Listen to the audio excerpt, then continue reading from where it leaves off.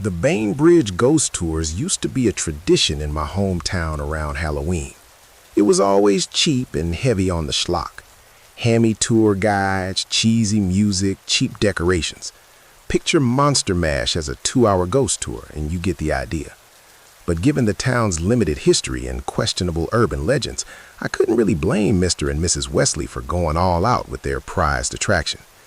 Every year, the Wesleys would set up on those October weekends. Just $5 a person. Everyone under 13 got in free. It was a walking tour, so those cool autumn nights were the best part about it. The Bainbridge Ghost Tours were innocent, family fun.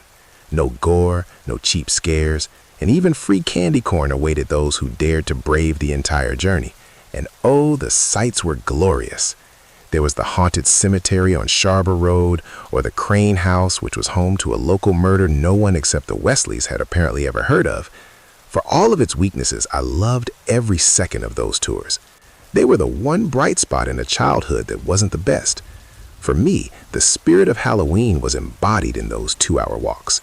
And everyone in Bainbridge loved the Wesley tours. Until the murders happened. To this day, no one has ever really determined the motive or the reasoning for why Jack Bates did what he did. He was a young man, barely 20 years old at the time police uncovered his dark secret. Somehow, Jack had been pulling off kidnappings, torture, and murder in this little town for years, and all of them happened inside his mother's house. The police even said they found a body in each room. Evidently, his mother had been dead for quite some time. However, no one knew if he did her in or not. Her body was ultimately found in a chest freezer. Maybe she died from natural causes. Maybe from homicide. No one ever knew, and we'd never get a clear answer. Jack Bates hauled ass out of town before they could ever nab him, before anyone could get any answers. Now, it has been 25 years since all this went down, and to this day, Jack Bates has never been found. For whatever reason, Bainbridge acted like he still walked among us. When he left town, so did all of the Halloween fun. Curfews were enforced, the scariest haunted houses and Halloween decorations were taken down after they were thought to be in poor taste, and the Wesley ghost tours faded away. Halloween had become sanitized. It stopped being fun. I always considered myself lucky that all this happened before I left for college. Thankfully, Jack Bates hadn't stolen my childhood. My Halloweens were safe from the hysteria that swept through Bainbridge, Georgia. To say the ghost tour stuck with me would be an understatement. I cherished them. Maybe part of that was due to not coming back home to Bainbridge very often. Of course, the older I got, the more I thought about those Halloweens I spent making the rounds downtown. I thought back on Mr. Wesley's horrific Boris Karloff impersonation. I thought about all of those non-stop Halloween pop tunes the Wesleys would play for us. Monster Mash, Thriller, Werewolves of London, and of course, Don't Fear the Reaper. All of these memories remained embedded within me. They were amongst the few good things about that boring town. I can't really say what drove me to finally return home. See, I had no family left in Bainbridge. Hell, I didn't really have any friends to begin with. I suppose the appeal of going back near Halloween finally drove me back down there, though. You can only imagine my surprise when I came back the first week of October and stumbled upon an ad for a brand new ghost tour. One unlike any Bainbridge had ever seen. A guided tour through the abandoned house of Jack Bates. Apparently, that whole bad taste movement of the 1990s had eroded in the years since I last visited. The ad mentioned the tour would be carried out by a man named Jackson Bateman. I didn't think he was related to the Wesleys. Hell, I didn't even think they had children.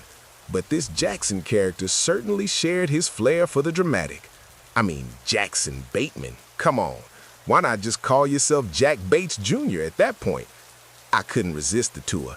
I couldn't betray my inner child and my love of Halloween. "What are you thinking, Jim?" my girlfriend said. "That sounds stupid." But I had to make the pilgrimage. To think I was going to be part of the very first tour of the home of Jack Bates. I left Sherry back at the motel. I knew she wouldn't want to take this journey with me, so I went alone, just as I did during my childhood. There wasn't much glitz or glamour when I made my way to the old Bates home. Outside of a small sign promoting the Jack Bates Death Tour, I didn't see any jack-o'-lanterns or hear any spooky music. Nothing like what the Wesleys used to do.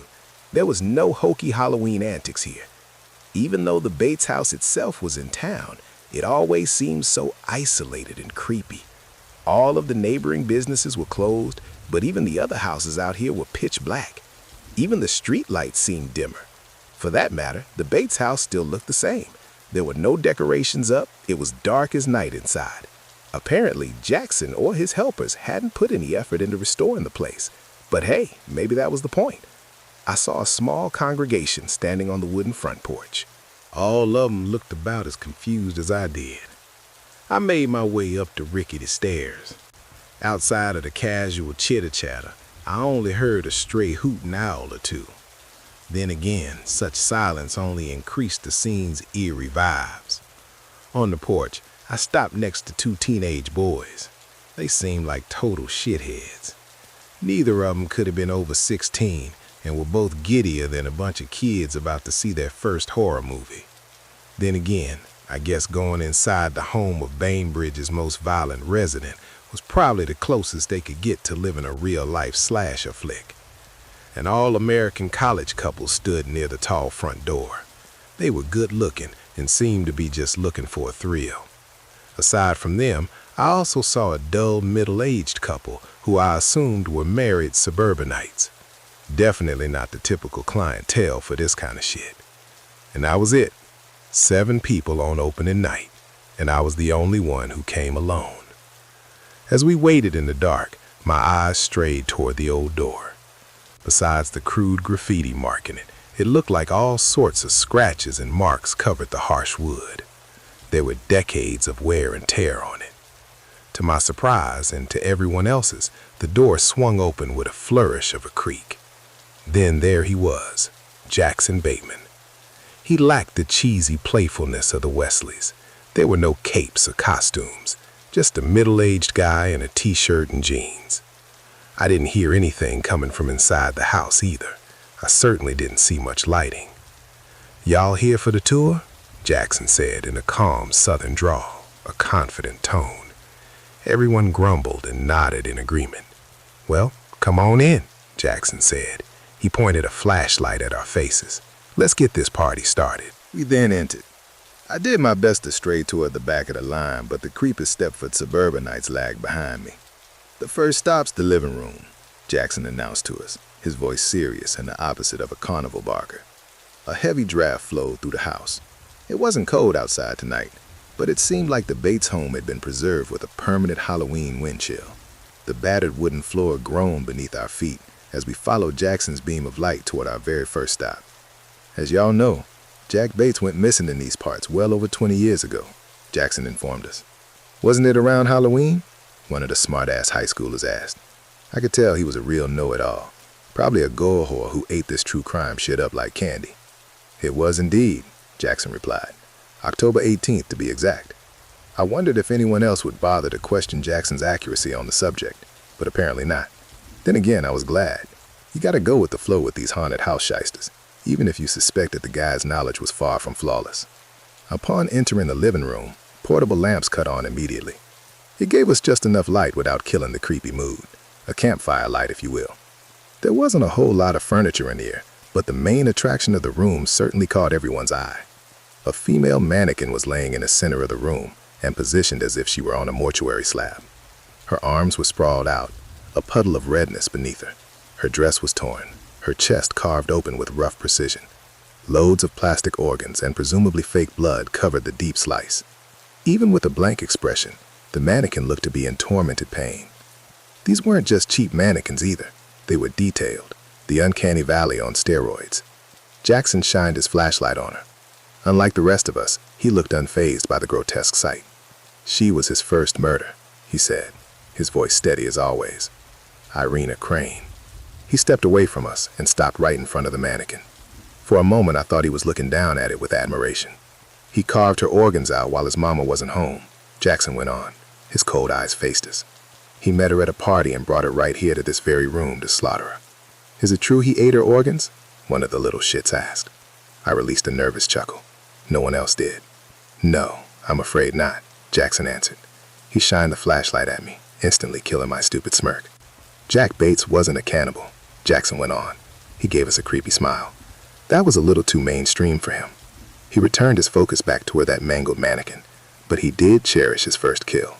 How so? Asked Mrs. Stepford. She looked about as out of place here as a church lady.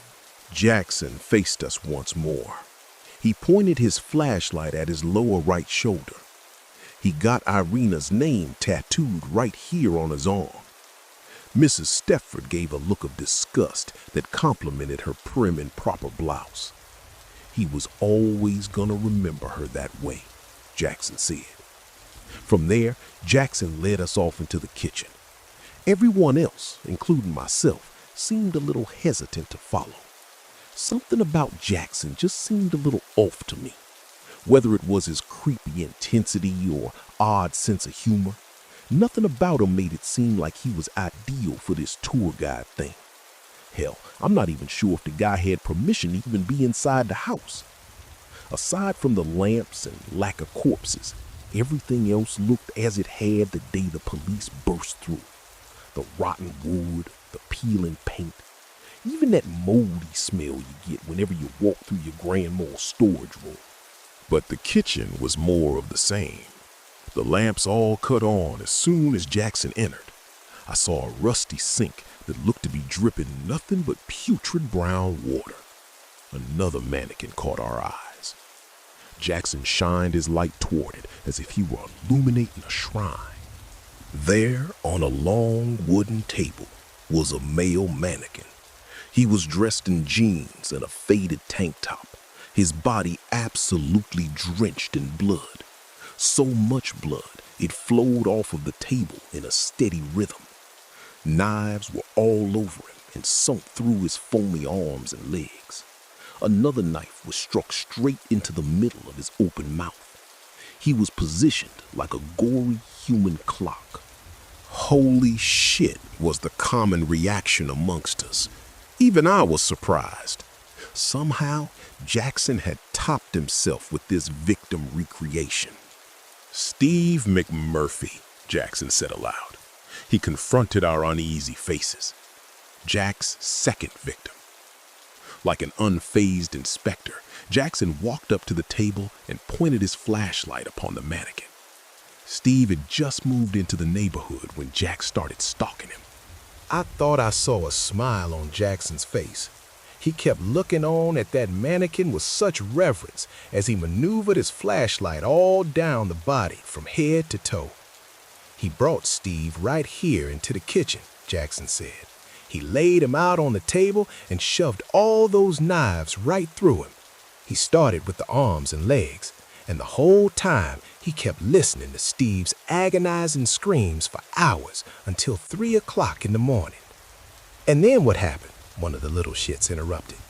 Jackson looked over at the teen and waved the flashlight toward the mannequin's horrified face. "He put that knife straight through his mouth," Jackson said. "That shut him up for good." I cringed at the line. "Can we touch the bodies?" little shit number 2 asked. I thought a harsh glare broke through Jackson's smug confidence. "Absolutely not," he answered. Then, once he saw our startled reactions, Jackson seemed to hone in his sudden outburst. "I mean, no." He moved his cold eyes back toward Steve. "I don't want anyone to disrespect the victims." From there, the tour only got stranger. Jackson led us into the bathroom. It was a claustrophobic space, complete with a broken mirror and busted up tile. A mannequin floated inside a bathtub that was filled to the brim with red water. It was a naked male mannequin with a knife plunged straight into his chest. But that wasn't all. The mannequin's severed arms and legs were lined up in the corner of the bathroom, perfectly placed for display. Of course, Jackson knew all about this victim as well. David Sebastian, a young man Jack had duped into coming inside his fortress of fear. The guy never had a chance. Jack hacked him up and placed his body parts throughout the bathroom. According to Jackson at least, Jack's mother had passed away by then, so Jack Bates was more audacious with this kill. I've got to say, the more Jackson interacted with us, the more uncomfortable I became. The things he was saying, all of the information he knew, how the hell could he know all this? I could tell everyone else was wondering the same. God knows the Stepford couple were probably losing their shit in here. As Jackson went into more vivid detail on how Jack started slicing off David's legs before working his way up to the arms, I gathered up the courage to speak up. Hey man, I began in typically awkward fashion. How do you know all this stuff? Yeah, I heard someone agree. Flashing a smile, Jackson pointed the flashlight at me for what I suspected was a taunt. I do my research, he answered for a cool quip. But none of that was in the papers, I heard Mr. Stepford reply. Jackson shifted his unblinking eyes onto the Stepford couple. Oh, just trust me, Jackson said. Consider me an expert on Jack Bates. None of us said anything. Jackson kept his wicked smile as he led us into Jack's mother's room. More of the same awaited us. There was a huge bed, of course, complete with sliced-up sheets and pillows. A huge dresser stood in the corner of the room with nothing but jagged glass left in the mirror. But this time, the mannequin was pinned to the wall. The limp body was held there by more of those long knives. It was a remarkable recreation. The male mannequin looked so real. The blades stuck into his arms and legs looked so potent, and the red drops that kept dripping off of him were so loud and eerie. The dripping practically echoed through this chamber of a room. Naturally, Jackson knew all about the victim, Tommy Hires, who was Jack's final kill. Waving his flashlight at us, Jackson made us all get closer to the body. He then went on about how the police came in this room and found Tommy's body positioned here just like this. Jackson's flashlight even motioned toward the exact places where the knives were. I couldn't help but wonder how he knew such disturbing details. All the while, I kept noticing how scared one of the little shit teenagers had become. The kid's eyes kept staring on at Jackson's arm rather than at the mannequin. I became curious about what exactly was scaring him. As I got lost in these thoughts, a sudden scream erupted and scared the shit out of us. The horrifying scream came from no other than the mouth of Tommy Hires, his rubber mannequin mouth. Somehow, the body had lurched forward and reached for us, the screams begging for help and mercy. Tommy's eyes were aglow with a vivid, bloodshot desperation. Everything about him was pleading for his life. Jackson's chuckles overpowered the mechanical mannequin. "Relax," he reassured us. The mannequin then went still on the wall. We all relaxed from the jump scare. "Even I gotta resort to some cheap tricks sometimes," Jackson added. As he reached over and flicked off a switch on Tommy's back, we now all saw the sight that had made the teenager so overcome in fright. I felt a chill run up my spine. Jackson's shirt sleeve had lifted up to reveal a flamboyant tattoo. Roses and a skull highlighted a name that was written in cursive. Irina Crane, Jack's first victim. Holy shit, the college couple whispered to one another. Before any of us in the group could react, Jackson confronted us with that smile, as if he knew we were on to him, but didn't care. "Now, one more room and we'll be done for the night," he said, his voice abuzz with excitement. "But I thought that was the last one," Mrs. Stepford responded, her voice shaky and uneasy. "Oh no, it was the last one," Jackson responded. "But tonight, I have a special treat for all of y'all. We're all going inside Jack's room." For whatever reason, we let Jackson herd us out into the hallway. We all seemed to be in a confused panic. We didn't trust Jackson, but we didn't want to piss him off either. We just let him sweep us away toward the final stop on this creepy tour. I did my best to ignore the terrified chatter around me. I tried to talk myself into staying calm. Surely if Jackson was a serial killer, he couldn't get us all.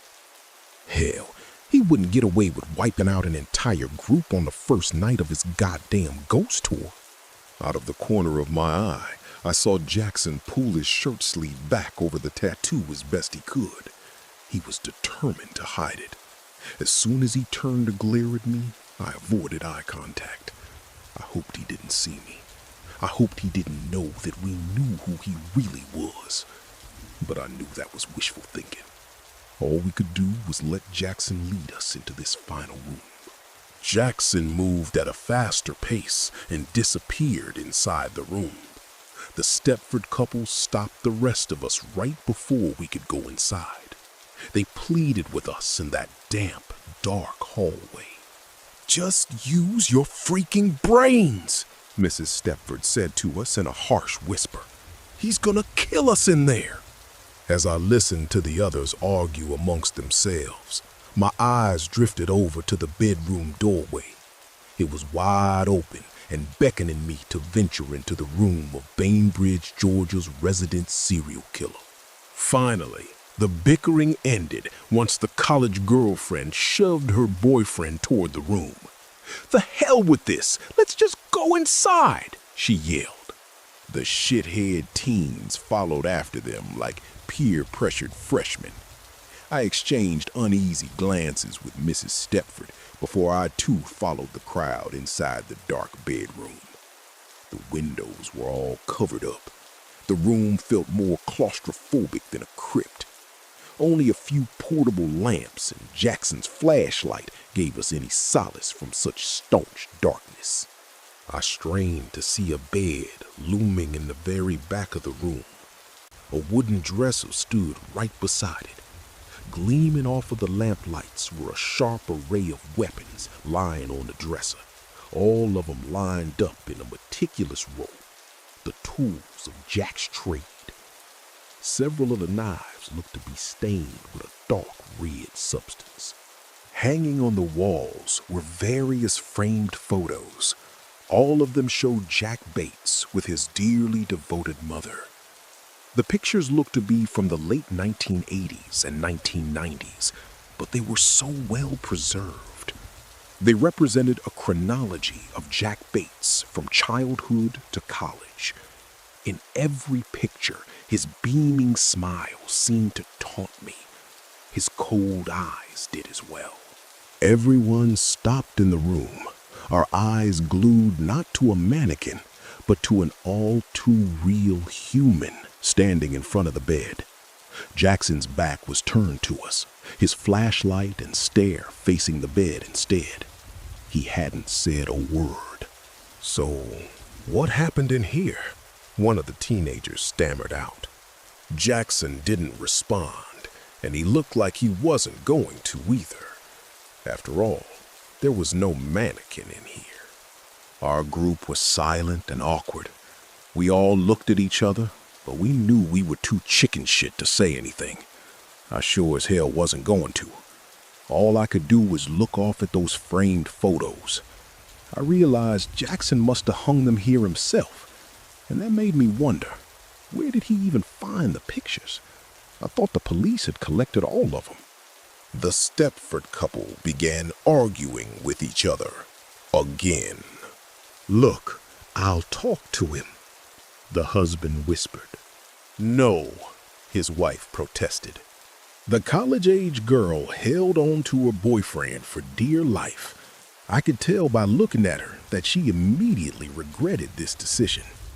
"Just hold on," Mr. Stepford told his wife. He stepped away from her and approached the silent Jackson. From where I was, Jackson looked like one of his own damn mannequins. He was silent and still. "Hey, it's time to go," Mr. Stepford yelled at Jackson for one of the least intimidating commands I'd ever heard. "The show's over." Jackson didn't turn around. His gaze stayed stuck to that bed.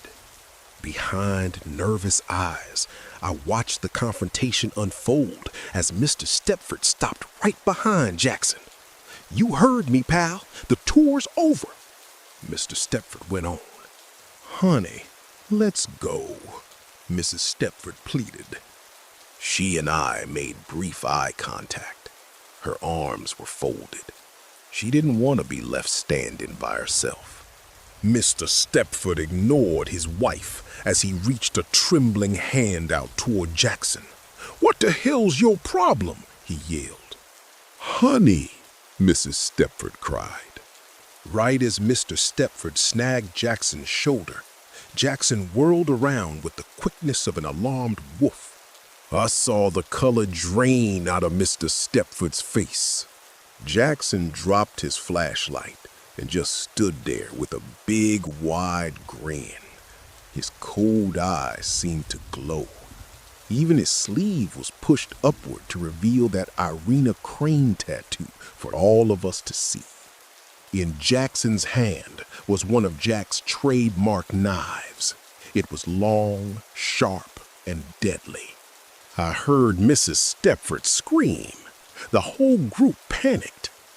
Mr. Stepford staggered back, but he didn't have a chance. Jackson jabbed the knife right into Mr. Stepford's stomach. Mr. Stepford lurched forward and screamed in pain. Blood dripped all along the floor in loud drops. Those drops made the same sound I heard from Tommy's corpse. I stood there, stunned by the sight. Jackson was unrelenting. He jabbed that blade over and over into Mr. Stepford's chest, the stabs more frenetic than a boxer's punches. All around me, I heard the commotion of the crowd trying to leave, but something kept blocking them. "Baby," I heard Mrs. Stepford yell aloud. Her husband hit the floor hard. I could see blood building up beneath him. All of those holes in his chest were deep and vicious. Jackson stood up over him. He grinned and held up his blood-stained knife. He was ready for more. "Oh, God," Mrs. Stepford screamed. The two shitheads tried to push her out of the way. Her hysterical self had been blocking the doorway all along. "Get the fuck out of the way, bitch," I heard one of the teens yell. Just as the mob hysteria reached its fearful peak, Jackson chuckled. "Everyone, relax," he said in a friendly tone. Even his eyes now showed emotion. His smile seemed genuine. Confused, I watched him push the retractable blade inward. It was a fake. "You've just survived the Jack Bates death tour," Jackson said with pride. "What the fuck?" one of the teens said. Everyone started to chill, despite the confusion. "Wait, is this a prank?" the college girlfriend said. Mr. Stepford lunged off the floor and yelled. Everyone jumped back, even me. The Stepford couple then laughed like hyenas. "Ha ha ha, gotcha," Mr. Stepford jeered. "What the fuck?" the college girlfriend complained. "Holy shit, man," I heard a teen exclaim. Mrs. Stepford smiled at us. "Were y'all scared?" "Hell yeah, we were," the teen replied. I took it all in. What can I say? I was impressed by the gimmick. I'd always heard about these tours and their fakes, but I never suspected one to be here in Bainbridge. "All right, everyone," Jackson said. He helped Mr. Stepford up. The blood looked too red to be real, I realized. Probably ketchup. "Just follow our plants back out front," Jackson continued. "Be sure to tell all of your friends about us, and feel free to leave a review. And please, don't ruin the surprise." I watched the excited crowd follow the Stepfords out the door. I heard their footsteps get further and further away. I decided to stay behind and stay alone with the man the others had all been so convinced was the real Jack Bates. "Did you like it?" Jackson asked me. I turned and saw him wipe off the fake Irina Crane tattoo. "Yeah," I said, "that was pretty impressive." I walked up to one of the hanging portraits. Jack Bates at 18 years old. It was a portrait of the serial killer as a young man. I appreciate it, Jackson responded. He tossed the knife onto the bed and walked up to me. We put a lot of work into it. I can tell, I said. He stopped next to me and followed my eyes to that portrait. I saw some unease sink into him. It hit him hard. I saw him tremble. You knew so much about the victims, I went on. I shifted my own cold eyes toward Jackson. But you forgot one thing. Jackson met my gaze. I could see the fear in him. His calculating killer act never fooled me. And I know he knew who I was once he saw my high school photo hanging there on the wall. The final victim, I finished. Before Jackson could run, I snagged him in my arms. I was a lot stronger than I looked. He didn't have a chance. All he could do was quiver in my hands as he tried to break free. But I had him. He was a lot less stronger than Steve or David or Tommy. He was a lightweight, masquerading as a killer. But I was the real deal. All Jackson could do was look into my cold eyes and at my chilling smile. No, please, he trembled. I wasn't worried about his pleading voice and screams. Everyone was outside and well on their way home by now. With force, I flung Jackson onto the bed. The mattress sunk beneath his weight. The fake blood stuck to his vulnerable flesh. He looked around for a weapon, but could only grab that pathetic fake knife. Unfortunately for Jackson, I came prepared. I pulled a switchblade out of my pocket and flicked out the real blade. I noticed my sleeve had curled up. Now Jackson saw my Irina Crane tattoo, the real one. Mine was much less gaudy, just her name in red letters. No, Jackson yelled. He leaned up and raised the fake knife. One swing from me sliced into Jackson's wrist. He cried out in pain as he dropped the weapon. I descended upon him with the gusto I'd always had when taking my conquests. I stuck the blade right into his upper chest. Blood spurted out of Jackson's mouth. His weak hands grasped at the handle, but I knew he was too weak at this point to pull it out. Jackson collapsed back on the bed. The mattress may as well have been his coffin. I knew I had him right where I wanted him. He was weakened, but not dead. Just alive enough to where I could really have some fun. Grinning, I looked over at the dresser. All of those knives awaited my precise touch.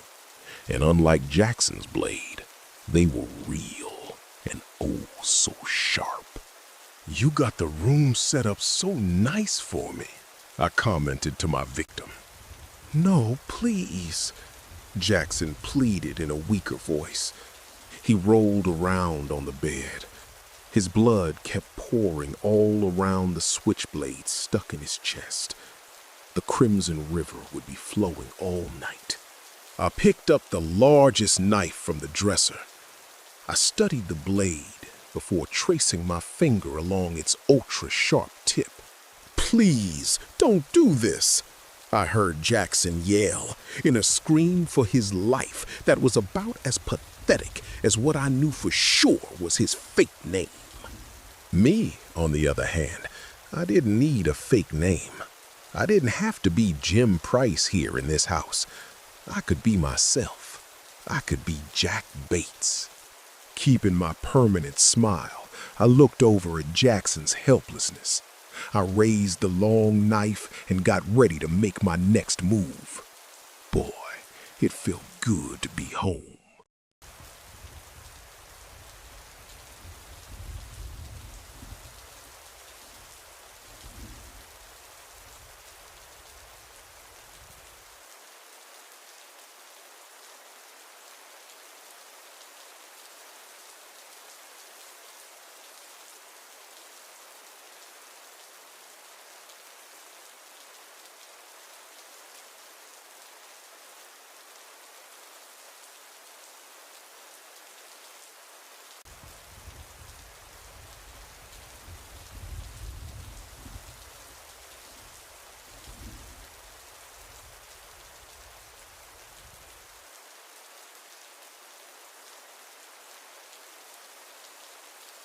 Warning: this story contains triggers of SA and abuse. It was a stormy night when I first saw her. The moment I did, I just knew I had to have her. Deep in my bones, I knew. A craving gripping me like a hungry raccoon grips a fresh-caught crawfish. I had to make sure she was alone first. You can't just abduct somebody if there's risk of discovery, or God forbid retaliation from a nearby companion. But to my luck and pleasure, she was the only one. Seemingly didn't even have a vehicle to escape with. The next morning, when the storm cleared, I began to stalk her. I'd sit, camouflaged, in dew-covered tree branches with a pair of binoculars, waiting and watching. I held off for the perfect moment. I had to. Her eyes were beautiful. She looked like a princess. I saw her interacting with the wildlife, the small creatures whose bellies drag across the dirt, and the things that cut the clouds with their wings. Reptiles seemed especially enamored by her, but everywhere she went, she'd leave a trail of dead bugs in her wake. She didn't even have to touch them to kill them. They just dropped dead within a few feet of her. At some point, a butterfly fluttered past, no more than a yard away from her, and then just dropped out of the air, lifeless. It had been a beautiful monarch butterfly, a wingspan as wide as my hand, but now it was nothing more than a brightly colored splotch contrasting against the grass. I noticed when I inspected it that a tiny clump of minerals was firmly attached to the edges of its wings, almost like chunks of sugar or salt. I took note that when the firefly's light would suddenly go out, or when a cricket's song would silence in her presence, she seemed to get sad, almost like she knew that she was what killed them. I felt bad about it, but I reassured myself that soon she would be mine. I could make her feel better. I could comfort her, just as soon as she was in my basement. For days I followed her, silently. I almost got caught once or twice. It was a thrill, gave me goosebumps and made my blood rush. But eventually, I had to make my move. One day, she became bold enough to try and approach a car with people in it. Through the trees, we both saw them. A couple of teenagers sitting and arguing inside of their bright red Mazda, which idled on the secluded road. They had a blown-out tire. The object of my obsession waited a moment, seemingly calculating the risk before she began to step out into the light of day. That was when I struck. I rushed forward, hitting the back of her head as hard as I could with a large rock. She didn't go down the first time, even as a viscous yellow slime spurted down her back. I had to hit her again and again, 3 times. I was scared I'd killed her at first, but when I pressed my fingers against the ridges of what I assumed was her neck, I felt a steady yet uneven thrum of life. Thank God, I breathed. My hands were shaking. Here I was, in the moment I'd been planning for years, on my knees, right in front of her. I felt like Captain Ahab, and she was my Moby Dick. I'd finally done it. It took 3 hours to drag her back to my property, enough time for a rush of emotions and thoughts to swirl around my head. Sure, what I'd done was exhilarating, a payoff to so much buildup, something I dreamt of since I was a child. Sure, it was a once-in-a-lifetime opportunity, but wasn't this horrible? Wasn't this wrong? I soothed my worries by considering the fact that I didn't know her intentions either. I mean, what was she going to try and do to those teenagers in the car? Was I sure that she wasn't trying to hurt them? What if she had something sinister in mind? What if I'd saved their lives? Emboldened by my theory, I finished the final heave up my front steps with a huge push of effort. And just like that, she was in my house.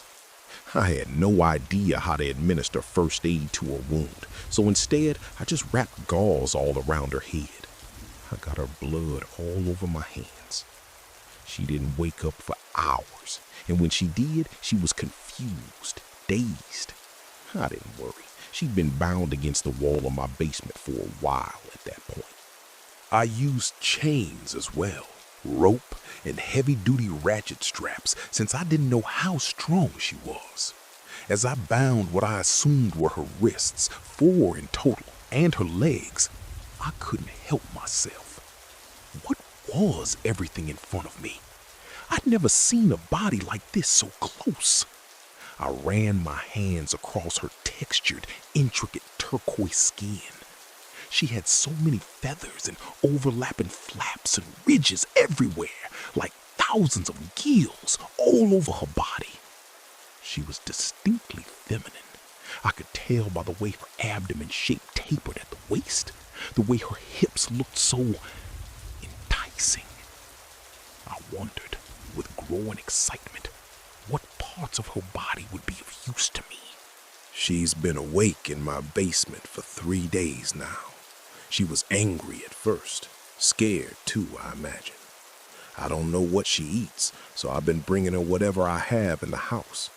She seems to be able to get tomato soup down pretty easily, but I have to pour the spoonfuls of steaming red liquid into a trapdoor-esque opening near her chest.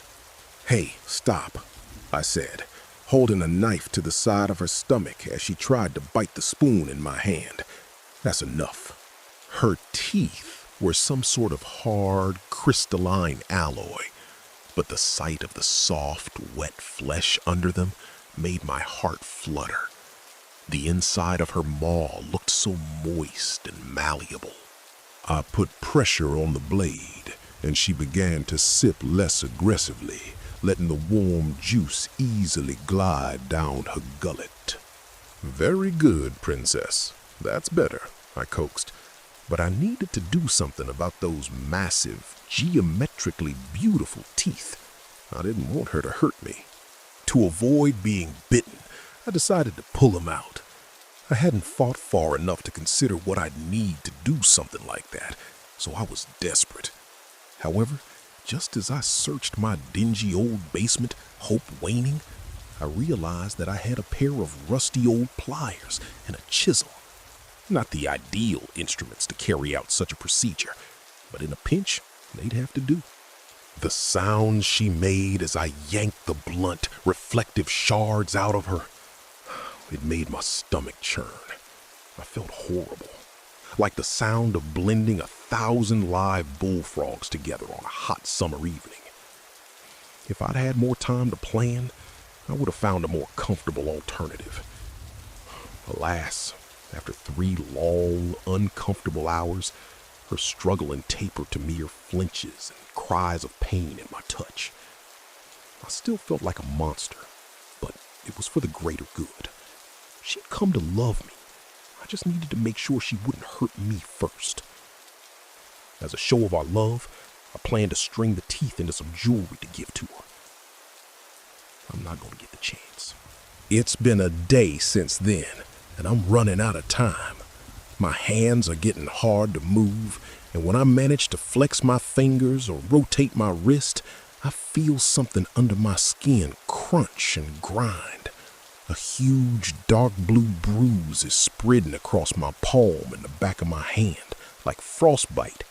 Little glass formations are appearing under my cuticles and sprouting out at the base of my nails. It hurts more every hour.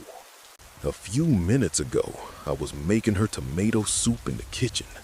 The news was on in the background. I wasn't paying attention until they said the name of my road. Yeah, Greg, huge, 90-foot radius, found crashed in the woods, right off Gallahan Highway. Supposedly crashed a little over a week ago during a thunderstorm. The device seems to be some sort of conceptual object with no definite function or point of origin. All we know is that it crashed, and 4 days later, these young tourists happened to get stranded on the road. They claimed to have seen something. I turned off the TV, heart racing. They knew I would be caught. I turned on the TV to listen to their account. Yeah, so me and Kyle are arguing over the Uber, right? A kid with broccoli hair says, waving his hands around like a dope while he talked. Uh-huh. And Chandler wants to book it sooner, but I wanted to wait till the tow truck showed up, because I'm like, what if some redneck-ass hillbilly robbed our goddamn car, Chandler? The boy cuts in, deeply flushed face giving him a persistently exasperated expression.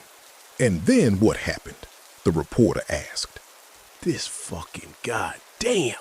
So this alien was so fucking fat, and he's like right in the tree line. Yeah, cannot stress this enough, the broccoli-headed kid shouts, holding his arms apart like he's describing a big fish. Dog was built like an old Greek dude, right? And get this, covered in hair, butt-ass naked. Dude. The two boys look at each other. Butt-ass naked, wearing tree branches and shit.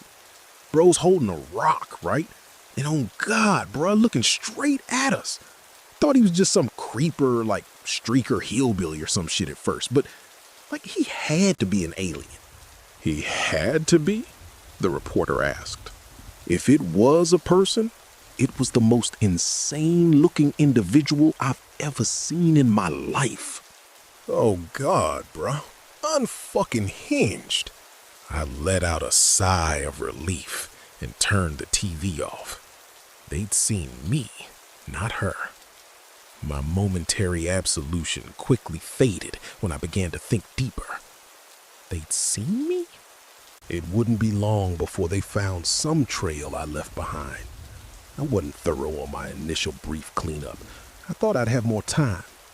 The dead bugs in the woods would be a dead giveaway. I truly was running out of time. A streak of pain rocketed through my arm, and I looked down to see that my hand was completely stiff, the bruise extending up my fused wrist. My fingernails looked like jewel-studded professional art installations. The tomato sauce began to burn on the stove, but I didn't care.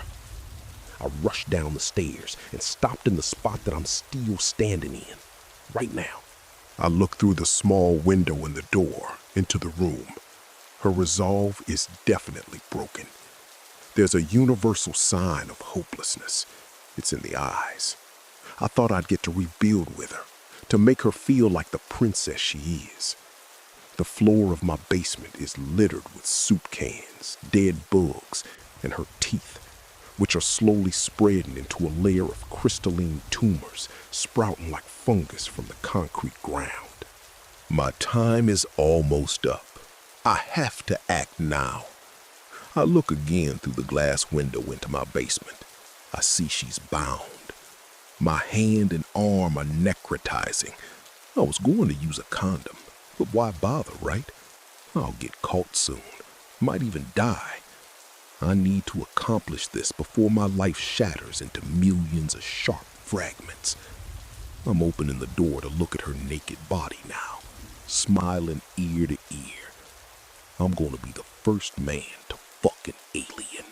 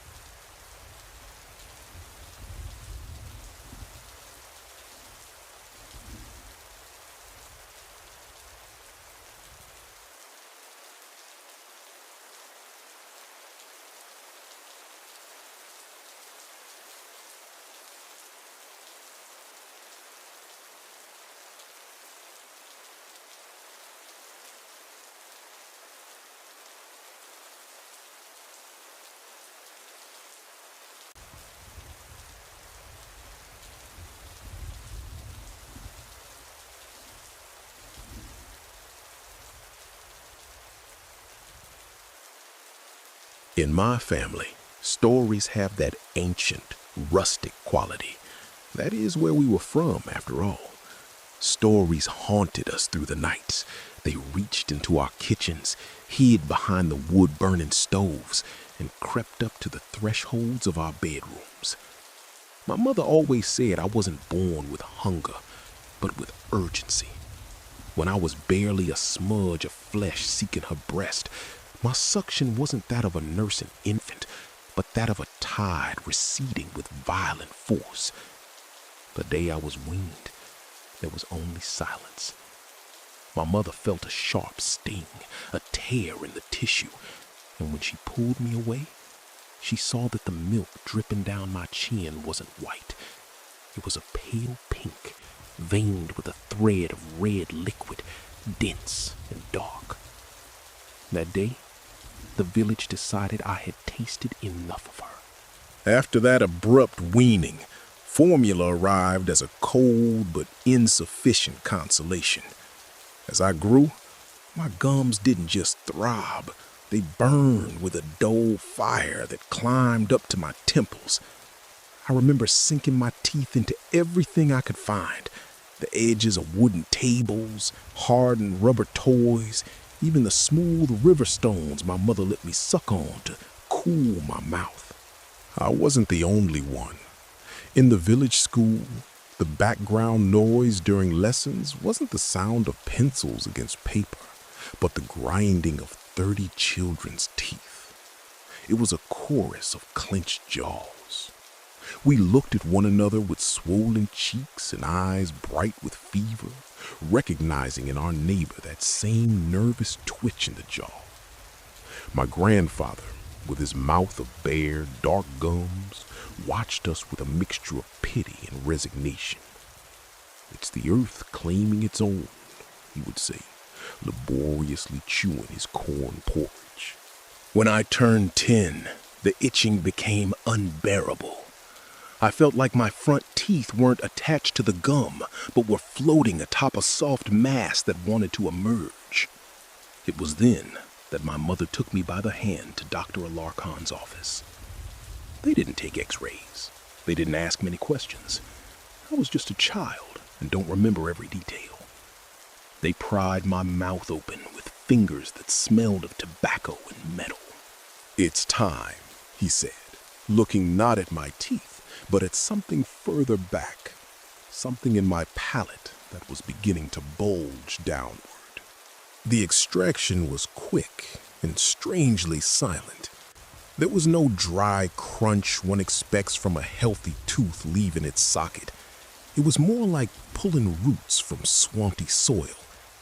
Dr. Alarcon pulled out the 4 front teeth, and for a second, before the blood flooded my mouth, I saw what lay beneath. There were no clean holes, but a dark, slit-like cavity that seemed to want to breathe. "Put the bridge on immediately," he ordered my mother. "Don't let the bone feel the air. If the bone feels the air, it gets used to coming out."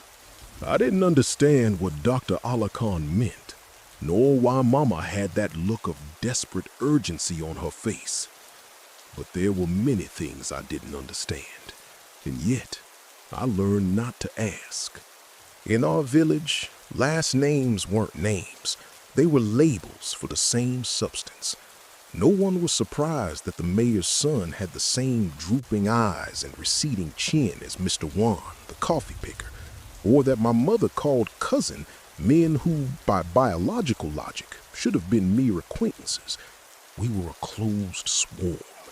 At the patron saint festivals, the dancing was a mingling of the same blood meeting itself again, thick and slow, like the water of a well that no one has emptied in centuries.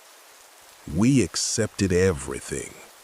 We accepted that some children were born with their backs split open in a sore of raw flesh that doctors called a draft, and that others, like me, had that urgency in our palates. The elders, already gray-haired, repeatedly blamed the misbehavior of the adolescents. Those people of white hearts, of white and impure souls, those who lived on the threshold. It's a complicated age, Mrs. Maria would say. They don't know that their acts are paid for with the ailments of the young. Dr. Alarcon was no stranger. He was a guardian. His hands of tobacco and metal had pruned the gums of my aunts and my grandparents, keeping at bay that shape that genetics, or the sins of the white adolescents, wanted to give us, and which decency forced us to hide behind porcelain bridges. Don't stray from your own, my aunt told me, as she adjusted my new bridge, with a gaze that was both a plea and a warning. Outside, they don't understand our thirst. Outside, people are thin. They don't have our consistency. My adolescence didn't arrive with the awakening of curiosity, but with extreme vigilance. My family called this stage the white period, a time of purification where we were supposed to pay for the weight of our heritage with silence.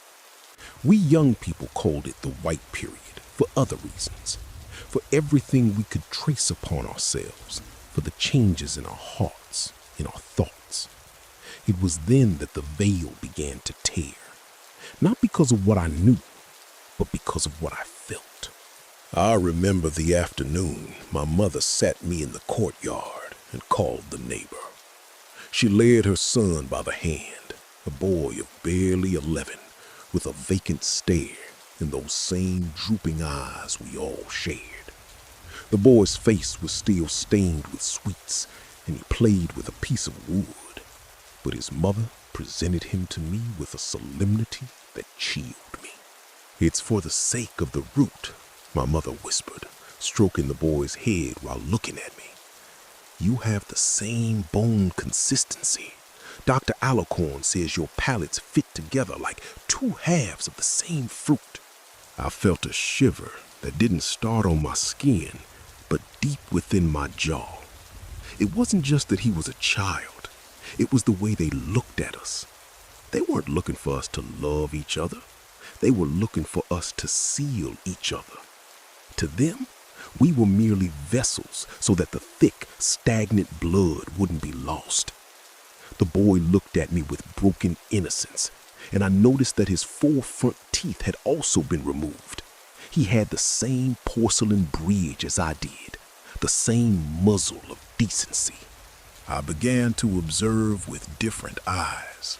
I saw how the village didn't celebrate unions, but crossings.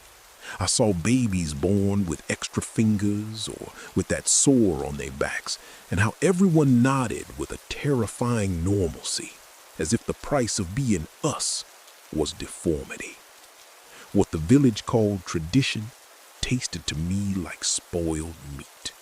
The final straw was overhearing Dr. Alarcon one night at the threshold, speaking with my father. If we don't link her soon with the little one, her body will start to look outside, Alarcon said in his metallic voice. And you know that what she carries in her palate doesn't play well with strangers. The outside air will wake it up. If she leaves, what we have sealed will rot. We must secure the bridge before desire moves her. That night, as I ran my tongue along the cold edge of my prosthesis, I understood that I wasn't a daughter.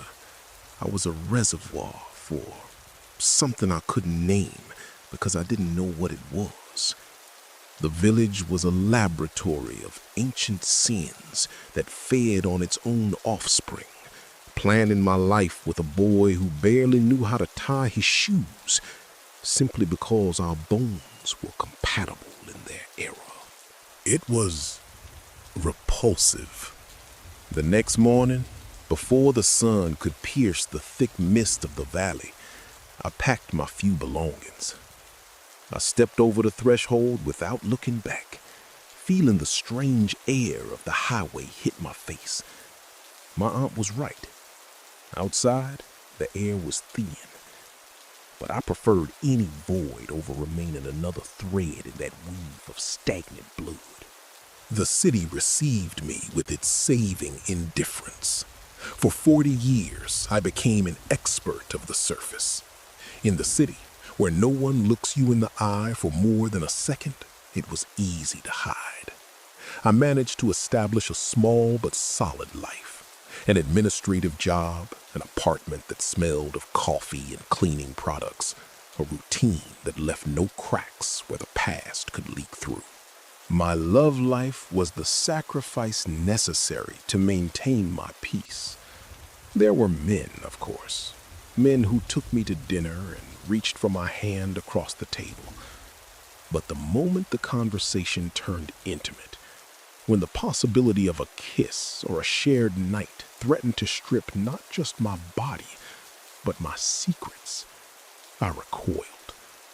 The thought of someone seeing the metal and porcelain that held my smile together, of feeling the anomaly of my palate with their own tongue, was unbearable. There were already enough people in the world, the ghosts of my village, who knew I had a plug in my jaw. I wasn't brave enough to be discovered by the thin ones. I preferred loneliness to the risk of seeing disgust in a stranger's eyes. I convinced myself Dr. Alakan had been wrong.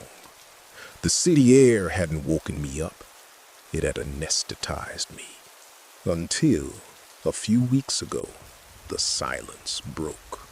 It began as a dull throb, a pulsation that reminded me of the white period of my youth. But soon, the throb turned into a needle of fire. It was a stabbing pain in my upper gum that clouded my vision.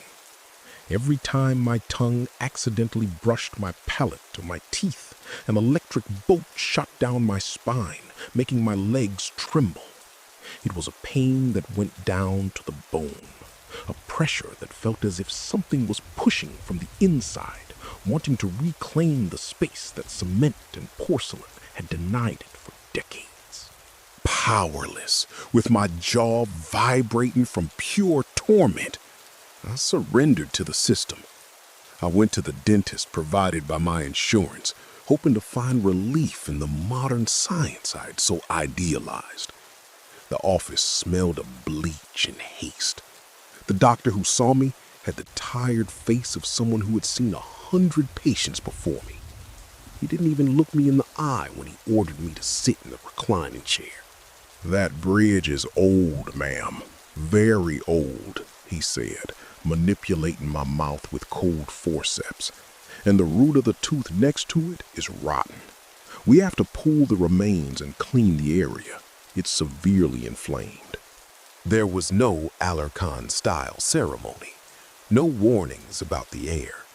To this man, I was a mechanical part in need of maintenance. "It hurts so much," I managed to stammer. "It hurts everyone. Open wider."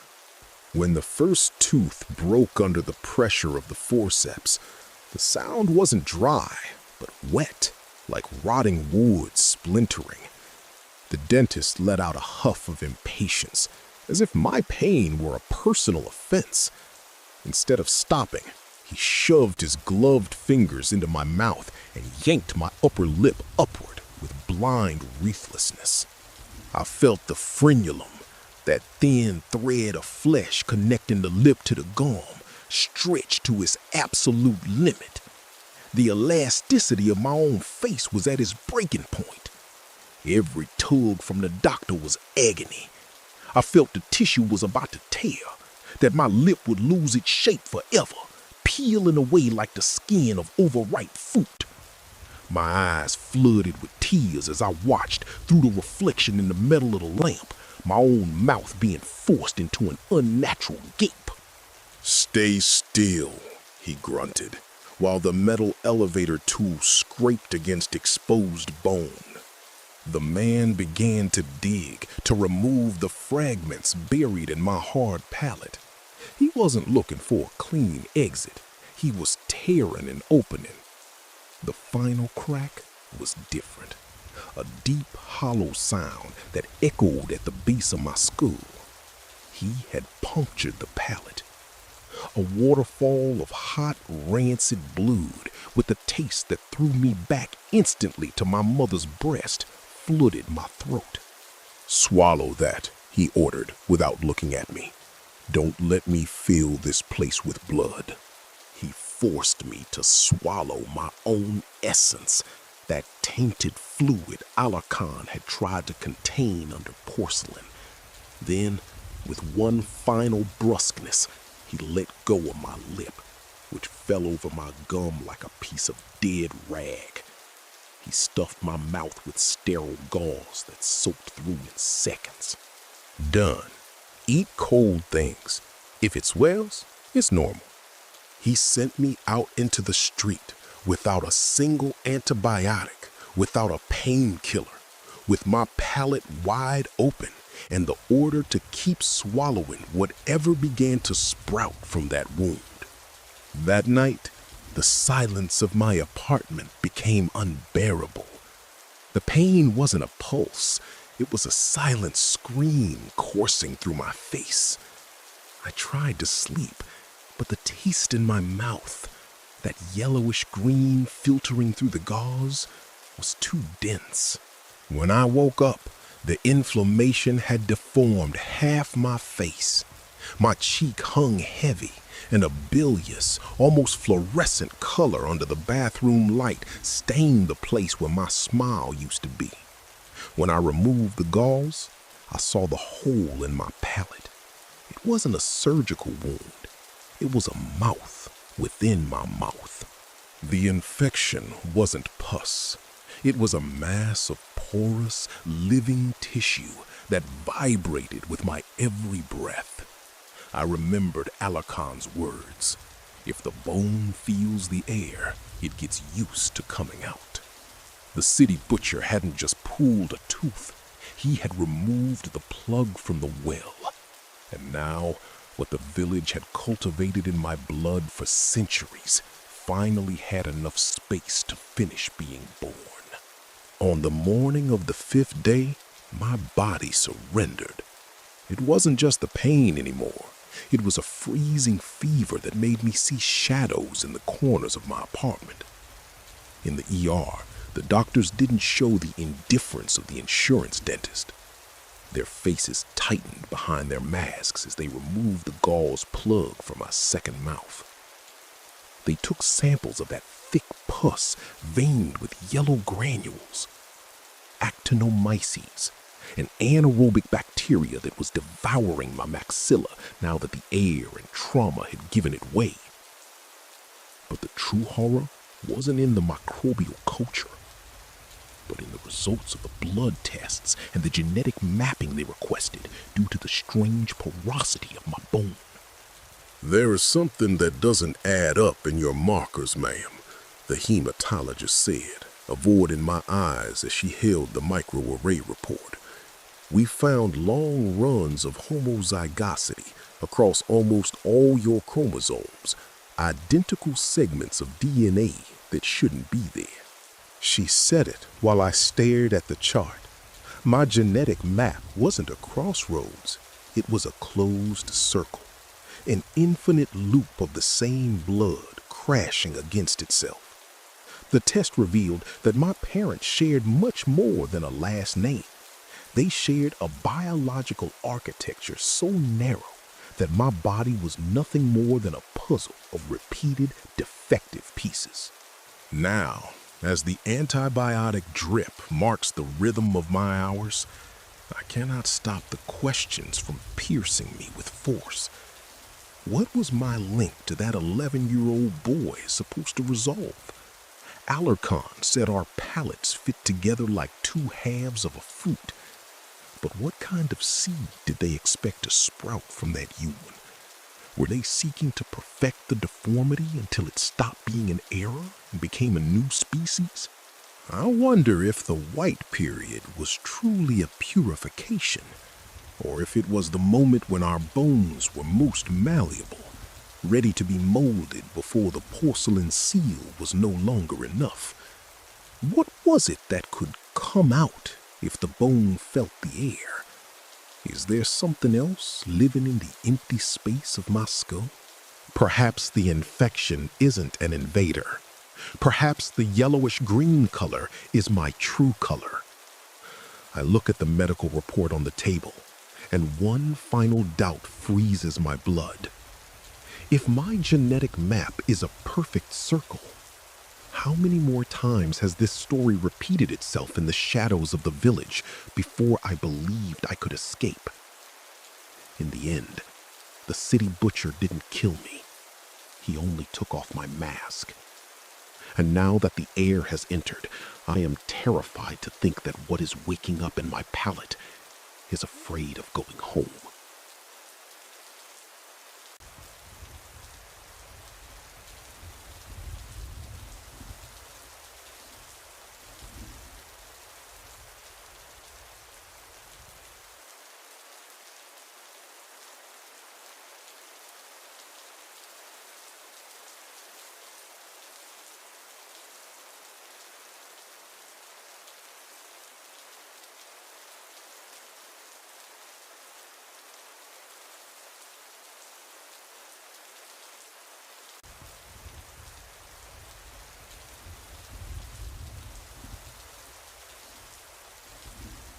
Warning. This story contains child mutilation. I want to be a journalist someday. That means documenting and relaying the truth, which I don't have all of right now. Please bear with me. I have only whispers, recollections, and the things I've seen with my own eyes. So with that in mind, just give me some grace. Most of us are trying our best. The rest of us are just trying not to die or go crazy. I'll be updating when I can. New posts will go up as this all develops. So if you can, please keep an eye out. I'm really scared, and I don't think this is over yet. 5 other kids have been murdered in my town since June 1st of 2025. My town and the other small towns/villages that surround it aren't really the sort of places that you just visit unless you have family in the area. So it stands to reason it's not like you'd even come here on purpose in the first place. But if by some miracle you did, be careful. If you ask most any of the grown-ups, they'll tell you that it's all just some serial killer, maybe a bunch of random coincidences or a conspiracy fueled by paranoia, AI, and possibly a case of citywide psychosis. But if you ask any of the kids or police, they'll tell you the truth. A ton of the adults are mad because they think the police and some of us kids are lying. The police are flabbergasted because there's just no other explanation. And all us kids are scared that we're gonna be next. At 9:30 at night on June 1st, 4 teenage boys climbed up the hill to the old cave. It sits on the cliff that overlooks Blue Hole Creek. Some kids speculate, said those boys went up there because they wanted to smoke weed someplace spooky and private, but none of us really know. Now, writing it out, I guess this is just one of those things that none of us will ever know. What we do know is that the next day, on June 2nd, when people were taking a summertime dip in the creek, everything seemed normal at first. It wasn't long before someone screamed.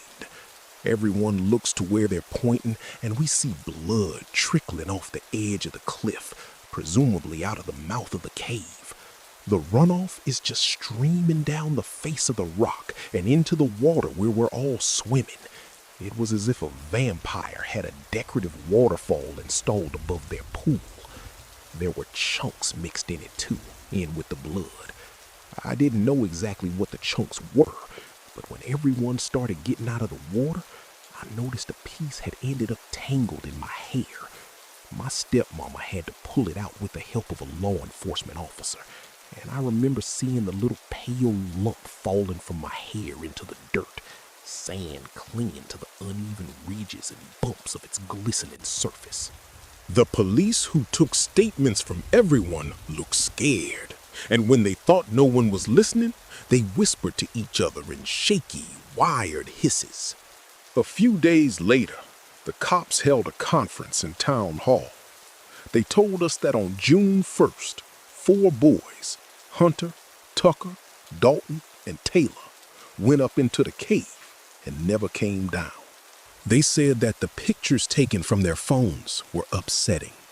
They said that before all the boys were dead, they randomly spammed a bunch of their contacts with videos, photos, and barely legible messages way late at night when everyone was asleep. All of the media was taken and sent from inside of the cave. Now, for context, the cave isn't actually that weird. Lots of us have been up in there before. Usually not during the rainy season because it gets pretty slippery, but we've all been there, seen what's in there. It's pretty much just 4 textured walls made of stone, with one huge opening that leads off the cliff. On the wall opposite, there's a narrower hole, like a stone doorway, which leads outside to a trail that snakes through the forest and eventually connects back to the parking lot. A little rock nook sits next to the entrance that leads to the trail, and the ceiling is like way up high with pointy rocks that hang down. Other than that, it's really nothing special or strange. What was strange, my big sister said, is that at exactly 9:30, Dalton used his phone, which would later be found 2 yards outside the cave entrance on the trail, to post a picture on Snapchat of the view from inside the cave, overlooking the cliff. Then, at 9:37, he posted a silent short video of a hole all the way up on the ceiling, a barely noticeable crack that traced the edges of 3 stalactites. The police initially said there was more media to be sorted through and properly documented. Horrible stuff that had been recorded by the boys. And to be fair, law enforcement did try to keep everything from getting out all at once. It didn't work, but they were right about the remaining pictures and videos. They made it hard for a lot of us to focus on enjoying the summer. Graphic is the word the cops used, and I think it was an apt description. Early on, the adults stayed tight-lipped, while the kids who received images and videos sent those to other kids who sent those to other kids. Before long, they were circulating online. Everyone seemed to be claiming that they had at least a few pictures and videos saved. One of the first ones that got popular was a 30-second clip of a frantic, katana-wielding maniac whose blood-slicked blade was stuck in the edge of the cave opening, which was the one that police confirmed to be AI. The guy who generated it was Janton Kidman, who, by the way, if you're reading this post, Janton, go fuck yourself, ghoul-ass bitch. Fuck's the matter with you? After that, shit got very real. It felt like a roller coaster drop. Sent from Dalton's phone to his friend, supposedly, was a video taken just before the carnage kicked off. Really creepy shit. It was of the tiny little crack, and as the shaky camera zoomed in, you could just barely make out an eyeball looking down from the dark. That was weird. But what made the already unhinged situation even more unsettling was the deep, uneven, resounding scratching noise that seemed to be emanating from the hole. S-C-C-C-C-C-R,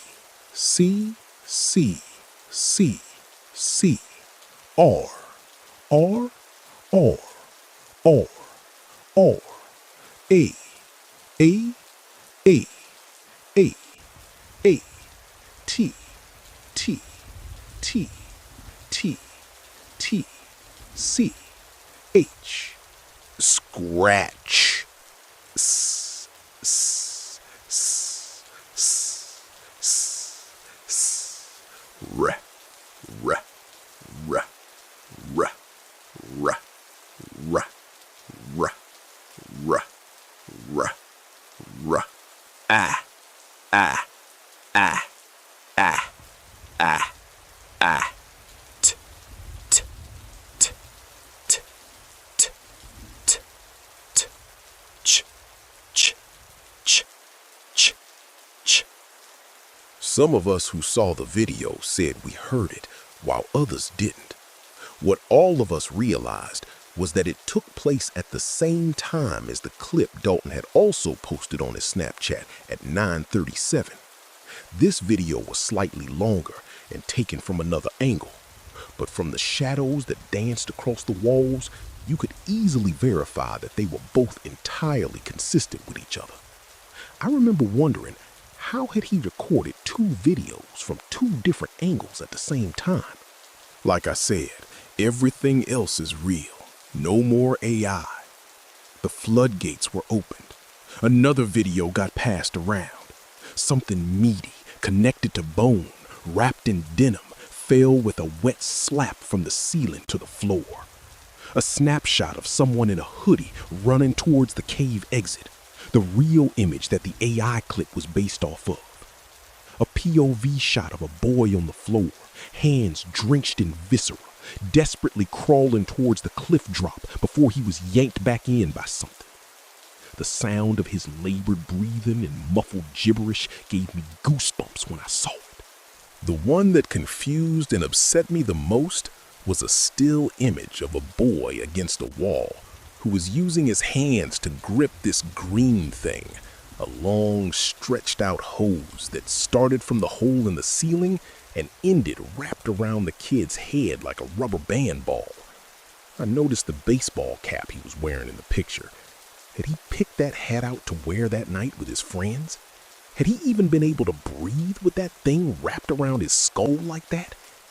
It occurred to me like a gut punch that this picture was likely the last moment he had before he died. The same went for all of them. There was so much more. Pictures of blood, recordings of their final fearful screams, last words, incomprehensible most of them. I witnessed so much of that tragedy in such a concentrated volume that for a while I started to hear their screams echo in my head when I was deep in thought or when I was trying to go to sleep. We never found out who died first or who died last. We don't know how Dalton's phone ended up outside of the cave. All in all, 4 boys got yanked into a tiny hole in a cave ceiling, one after the other, bodies mushing together before dropping bits and pieces back to the floor. A day later, most of the less viscous remains had drained down into the river. It was the talk of the town. Everyone wanted to speculate and gossip, but the thought made me sick. They'd been alive, and now they aren't. Why theorize? It feels disrespectful, even at my age. Then, right when it all started to calm down a little, someone's older brother remembered a story, irritating the situation like scratching an open wound. Jordan Hemlock, the Crusher, a local legend, a serial killer, some crazy cannibal from the 50s, killed 11 kids, got arrested, and was subsequently given the death penalty. They say his ghost still haunts the county, and sometimes people see his smoldering visage in the shadows of caves or in the woods under the shade cast by the pines and oaks. Some say you'll see his neon green ectoplasm before he drags his next victim to hell, taking part of that corpse as a snack. While we were all ready to write it off as a fairy tale, one of my classmates' grandparents confirmed that he'd gone to school with Jordan Hemlock, and 11 kids had died in the summer of '54. By the end of the second week after the boys died, everyone in my school knew the story. Many kids wholeheartedly believed that old Jordan the Crusher had killed and cannibalized those boys from beyond the grave. I just tried not to think about it and move on. A little over a week ago, it happened again. Now, some of this story we heard from Donnie Christensen. The rest is what got picked up on the Christensen family's Ring doorbell camera. Darsh Christensen is 4 grades behind me, in 5th, while Donnie's an 11th grader. Even before this, Donnie always had his head on a swivel. He was a jumpy, generally suspicious-looking boy. Quiet kid with an aversion to oatmeal and an interest in trains. July 12th, after a day spent at the park, he and Darsh walked home alone. Their parents were still at work, which was normal for them. What wasn't normal was how late they were going to return home. The doorbell shows them getting home at 4:30, only to find the note left by their parents and that the door was locked. So begrudgingly, they waited and waited and waited. By 5, Donnie looks visibly annoyed, so he texts his parents on Darsh's phone that they're locked out. They respond that there's a key under the mat, so he checks. No key. There is a flashlight on the boot rack, though, so he just rolls his eyes and takes that instead. They find crap to entertain themselves with, mostly just shining the flashlight at things, but Darsh's phone runs out of battery around 7. At 7:30, Donnie begins to become panicked and starts pacing, looking around a lot. Darsh doesn't seem too bothered, like this is a normal occurrence. Nothing else happens until it gets dark. In Missouri, it gets dark late in July, so it's literally 9:07 by now, and the parents still aren't home. That's when Donnie tells Darsh to wait under the porch light where it's safe. He says he wants to check if the back door or any of the windows were unlocked. He disappears out of view of the camera, taking the flashlight with him. At 9:09, Darsh is alerted to an audible scratching noise. S-C-C-C-C-C.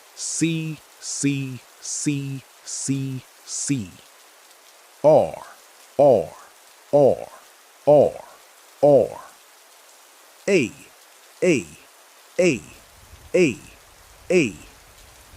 T.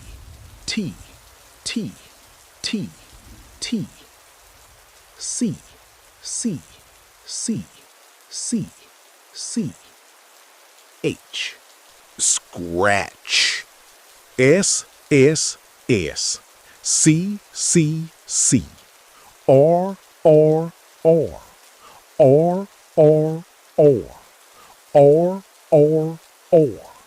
A. T.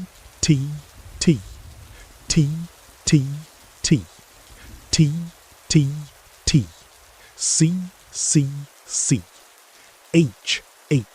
H. Darsh looks around, visibly worried, and tries to inch closer to the locked door. At 9:11, after the sound has gotten progressively louder and louder, it suddenly stops. Seemingly concerned, Darsh starts looking around, but she stays on the porch. Garth Brooks? Her little voice crackles over the low-quality video captured by the Ring camera. The family had a pet dog, so the theory is she was trying to see if he'd somehow gotten out. Garth Brooks? Is that you? She asks again, craning her neck to look around the edge of the porch. At 9:15, the sound starts again, much more aggressively, and Darsh finally locates the source. It was coming from under their house. In the video, she tentatively walks down the steps and crouches near the side of the porch.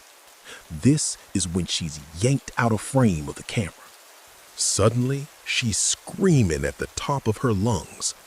Have you ever heard visceral screaming from a low-quality audio transmitter? It's haunting, crackling, so real, and yet so disconnected at the same time.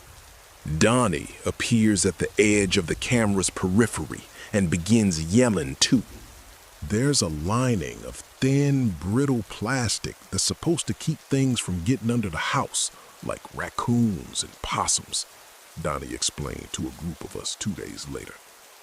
There was this tiny little gap in between the slats, you know? Dad said he was going to fix it, but I got there just in time to see her crouch down in front of it, and I think I told her to get up. I don't remember if I even actually said the words or not. He looked up from the wooden picnic table, his eyes still red and puffy.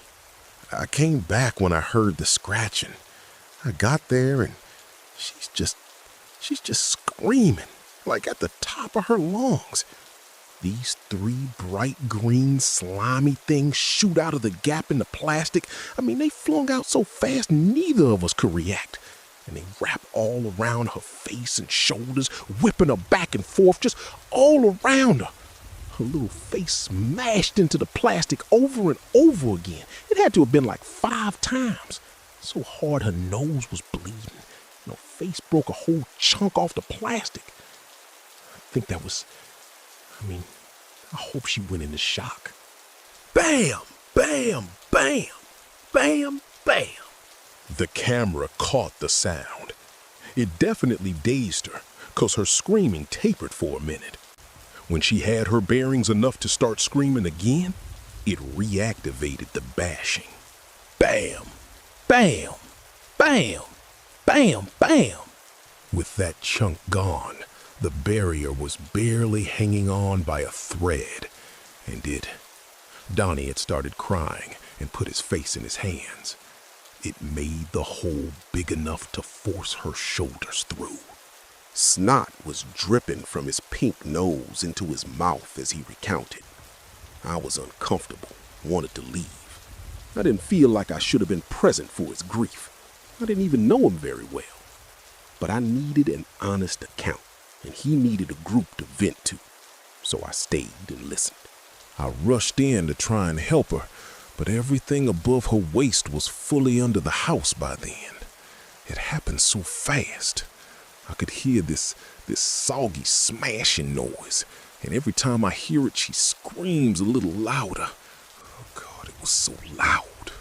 He reached up and grabbed his ears, cradling his head. Why did she have to scream so loud? S-C-C-C-C-C. R, R, R, R, R. A, A, A, A, A.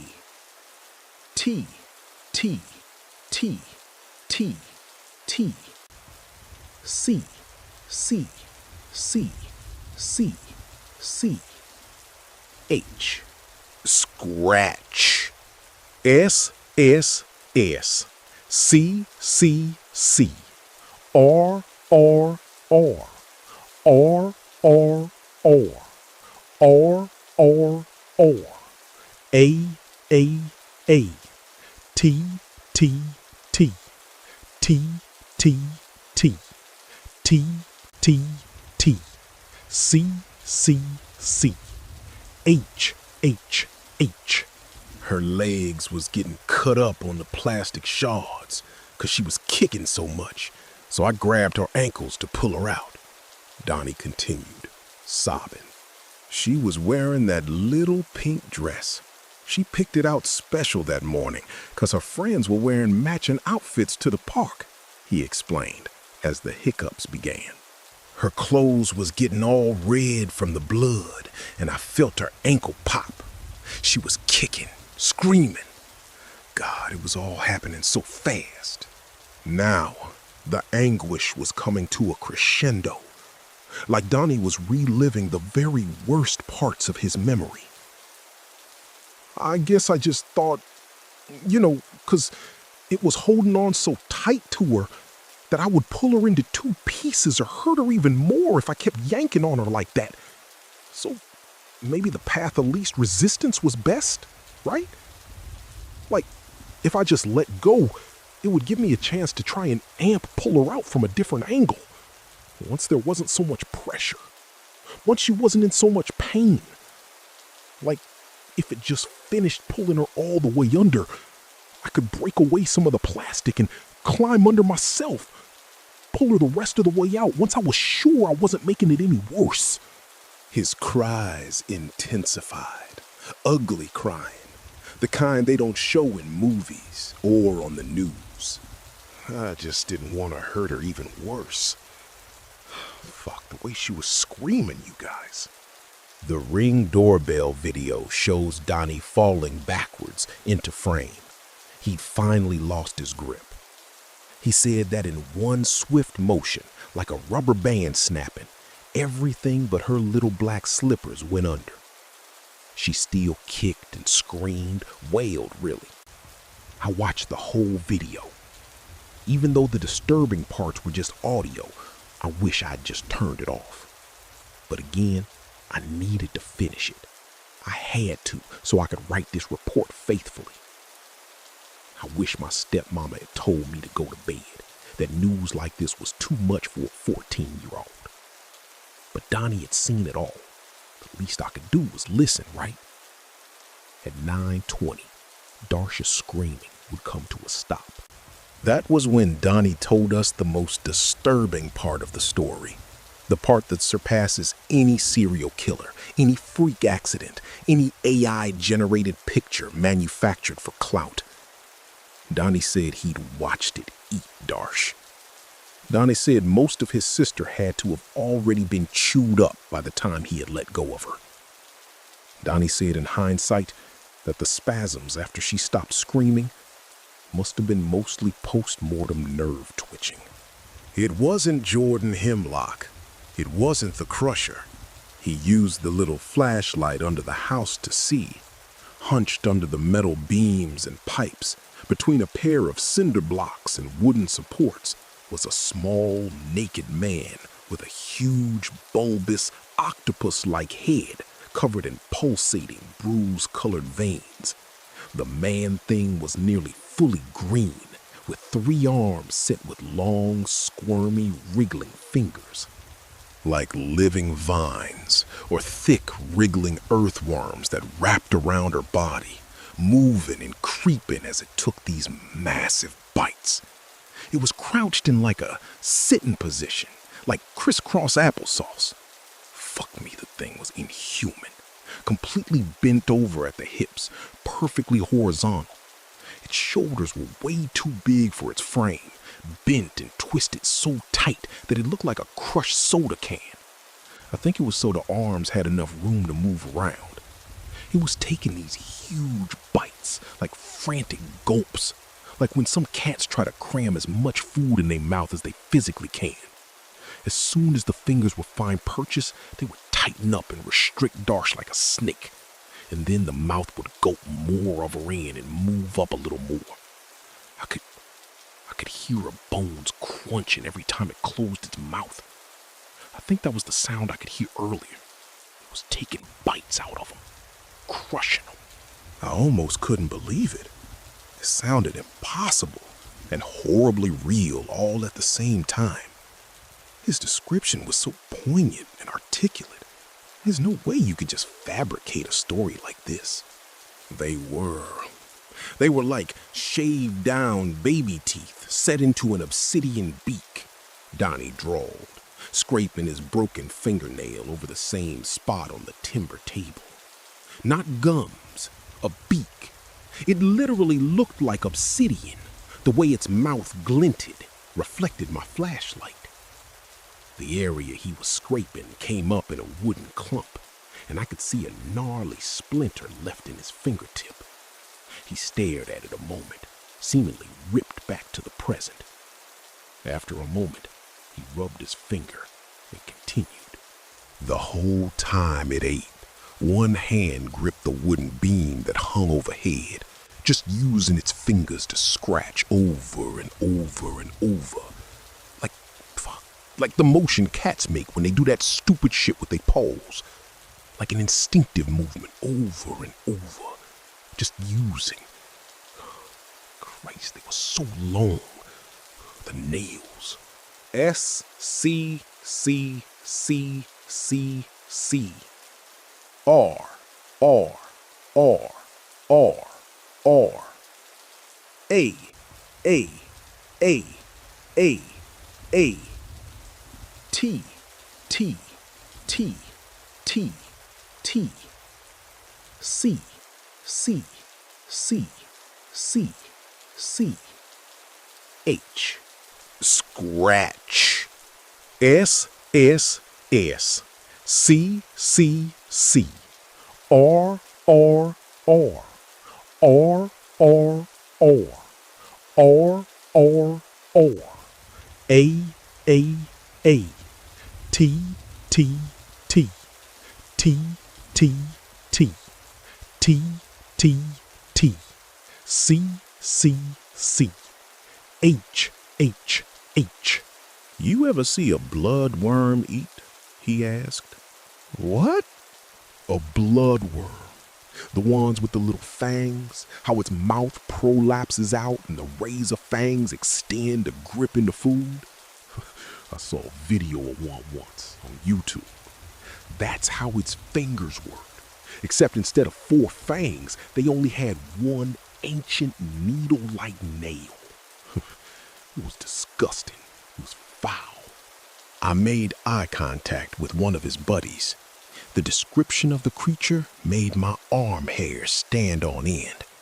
What could it possibly be? The sentiment was reflected on the face of the other kid. We were all dumbstruck. All that had been left of Darsh, per Donnie's account, had been her little black sandals still attached to her feet. Her legs ended just above the knees in broken, shattered bones and compressed red tissue. A neighbor of the Christensens had called the cops, and at 9:27, the flashing red and blue lights were visible in the Ring camera's periphery. In the doorbell video, up until the moment they arrived, the scratching just kept on going. Unlike Dalton's video, everyone who's seen the doorbell footage can hear the scratching clearly. Donnie heard it in person and says he still hears it in his nightmares when he's left alone in silence. What was that thing? One of the kids surrounding the picnic table asked. Donnie sniffled, taking a deep breath, a little more collected. I don't know, he choked, voice breaking. But I swear to God, it looked like a twisted little goblin thing. We all exchanged worried glances. Did you just say it looked like a goblin? A kid asked. Dalton suddenly got frustrated, an angry scowl splitting his lips. The fuck you want me to say, huh?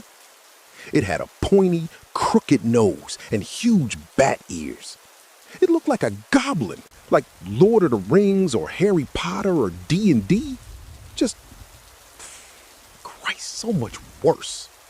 Evil, like a fucked up little creature with features too big for its body. Maybe it's something from underground. Maybe some space alien, I don't know. Some mutant freak that eats kids easily, like we're a goddamn treat. Like our bones are just marshmallows. He gripped his arm hard, quivering, shoving it at us as if to prove a point. I noticed he had a gash on his wrist. Could have been from the sharp plastic when he was holding on to Darsh's leg. Could have been from something more sinister. We all just stayed quiet while Donnie finished collecting himself. He let go of his injured arm and took a deep breath. His leg bounced nervously under the table, and his eyes didn't seem to look at anything. Even when he glanced up at one of us, it was more like he was gazing off somewhere else. He took a deep breath and finished his tale. I call it Scratch. Scratch the Goblin. And it doesn't matter what I do or where I go, I can't escape him.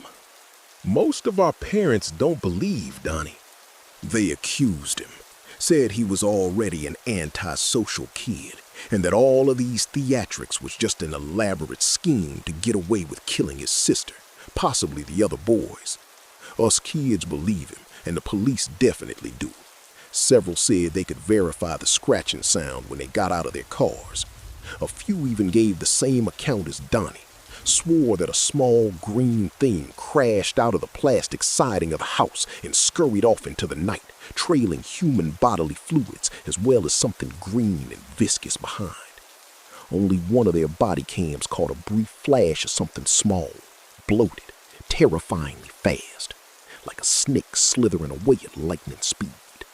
Then, 3 days ago, the Christensens went radio silent, abandoned their home and their cars in the driveway. There's still a hole under their porch and another on the left side of their house, surrounded by police tape. The law refuses to confirm or deny their whereabouts. They just tell us they're somewhere safe. That's where they left us. That's where my account ends so far. I'd like to think Donnie's just some deranged, pathological liar who killed 4 boys in a cave before taking out his own sister. It's twisted, but it's grounded, confrontable, feasible. But the recollection, the police backing his story. Hell, I'd prefer a ghost cannibal stalking the woods. But this is just so otherworldly, so twisted. What could that thing be? I'll keep a constant finger on the pulse of this story, updating when news surfaces. So if you come to Cable, Missouri, don't stay long.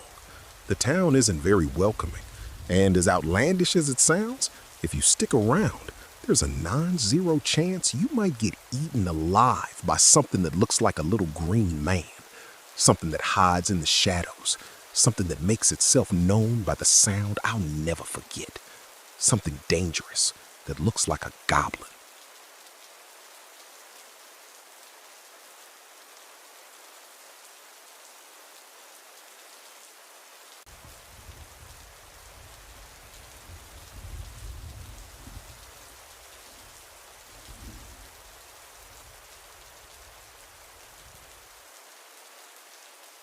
I used to think I've only had one paranormal experience, which happened recently, but thinking back, I actually had two. Back in the 1990s, my parents owned a cabin out in the Virginia woods. My mother and sister would go there and stay. My mother and sister said the cabin was haunted, but I never believed it. They claimed that in the middle of the night, something would open the locked doors, and they would wake up to the doors being wide open. My mother said either someone had keys to the place and was tormenting them, or the cabin was haunted. I laughed it off. I never believed in the supernatural. Then one winter, I had bought a four-wheel drive, and it was supposed to snow that night, so I thought it would be cool to drive out to the cabin and camp there during the winter, during the snowstorm. So I got there, and it was very cold, so I lit a fire, but it wasn't warm in the cabin at all. Remembering the stories, I locked the doors and double-checked them. I went to bed with my clothes on and under a heavy blanket. I fell asleep, and I had a terrible nightmare. I dreamed I woke up, and there was wind blowing in the bedroom, so I walked into the main room, and the door was wide open, with snow on the floor. As I walked into the room, I turned, and there was a tall, demonic creature with shiny black skin and glowing red eyes standing to my right. And then I woke up. I laid in the bed for a few minutes, and I realized that it seemed like it had gotten colder, and I decided to go and see if the fire had gone out. I walked into the main room, and the door was wide open, and the outside porch light shining illuminated the snow that had blown in on the floor. And I suddenly realized the dream was coming true, and I panicked and turned to my right, but it was pitch black. I couldn't see anything. I fumbled for the light switch like a crazy person, and when the light came on, there was nothing there. I walked over to the open door and looked out, and there were about 2 inches of snow on the ground, and there were no footprints to be seen. The fire was out, so I decided to just pack up and go home. I never spent another night there.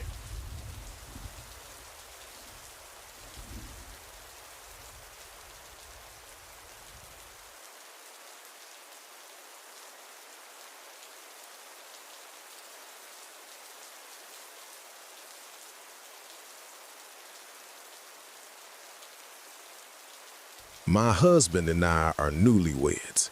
We went to Florida for visit family and drove back north Friday afternoon/evening towards our home in northwest Missouri. To clarify, we were driving towards Tunica for the night to break up the 17-hour drive and get some sleep at a fun hotel. Somewhere around Jackson is where things started to get weird. Our GPS took us on a shortcut off the highway. As the sun was setting, we went through a town called Vaden. This was maybe 7:30 or 8-ish. I remember telling my husband the town had a haunted vibe or just some bad energy, and he agreed. We kept driving as the sun went down and things got very rural. Please understand, my husband and I are from rural Missouri and have lived across the country in some spooky places, including Atchison, KS, if you believe in the devil's portal or whatever. We are very used to being on a dark stretch of road at night. This was different than anywhere we've ever been. It felt like we were constantly turning in circles. For about 2 hours, we were driving, and the gas gauge on our F-250 didn't move, like at all. Our truck is brand new and gets moderate gas mileage at best. We stayed at 3/4 of a tank exactly for hours? Typically, we stop on a trip every 2.5 hours. Now, the power of suggestion. We kept talking about how this didn't feel right. Every few hundred yards, we would see houses, but none of them had any lights on. My husband said, "That's strange. It almost seems like the highway is abandoned. More lights should be on at 8 p.m. Next house we pass, every light on. This happened multiple times. We would say we hadn't seen something in a minute, and that thing would appear. We barely saw any other cars, but the 2 times we did, we saw a string of 4 cars, exactly the same make and model, driving in perfect proportion to one another. Some kind of white SUV. Okay, maybe a coincidence? It happened again, like a glitch, just a few miles apart. We saw another car with its hazards on. The hazards turned off immediately after we passed them. My husband only saw a couple cars in the rearview mirror, but one followed us for a few miles. My husband described seeing it as a truck with LED lights one moment and a sedan with amber lights the next, then back to being a truck with LED. This was all in the span of maybe 10 minutes, with no outlet for someone to turn off and get on again. At one point in the trip, we drove through a small town before getting back on route. This was maybe another hour in at 9 p.m. We saw no people. Cars were moving and lights were on, but no one was outside. We didn't see anyone in fast food restaurants or out in parking lots. We thought nothing of it at the moment, but looking back, isn't that strange? There were also no animals, just a few bats. Being from a rural area, we keep an eye out for deer, raccoons, armadillos, or other critters when driving at night. We only saw one deer at dusk, and it wasn't moving at all. It seemed frozen. It was looking at us, but its ears didn't twitch, it don't run away, it just stood perfectly still. Its head was also really small, but maybe that's just the deer in Mississippi. Speaking of animals, we travel with our lap dog.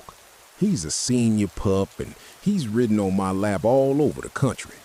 He couldn't seem to settle down on these back roads. He whined and shifted way more than usual. I think the biggest thing for me was the chills I had the whole trip, like tingling instinct type chills. Time didn't seem like it was passing normally. We felt like we were in danger. As soon as we got back on the interstate, everything seemed normal again. Animals, people, other cars, the gauges in the truck, my uneasy feeling, all back to normal. Lights were on in businesses, people were outside. My husband, who was normally very unshaken, returned to his normal self. All of my texts came in at once. My mom texted me about 2 hours before, when the weirdness started, that she had a sinking feeling about me, and whatever I was doing, I needed to be safe. I called her and said for the last 2 hours, she had a mother's instinct that something was just very wrong. I want to end by saying my husband and I are very practical people. He is in the trades, and I am an educator and caretaker. We both have traveled back roads of the country in all weather at all times, completely fine. Sometimes a little creeped out by the darkness, but fine. Our truck is also almost brand new and works well on long trips. We have taken it on a road trip through another rural area recently, in Kansas, and all the gauges worked. As a science teacher, I know the behaviors of flora and fauna well. While we are devout Christians, we are scientists and take a very level-headed approach to the supernatural. I believe God saved us from whatever vortex or ley line or something we drove through last night. Lastly, my husband and I acknowledge that we have both taken SSRIs in the past, but we would never harm ourselves or others. We love life. TLDR, we went through a stretch of rural Mississippi where time and space seemed to turn in on itself. Too many coincidences. Do you know anything about this part of the country and paranormal activity?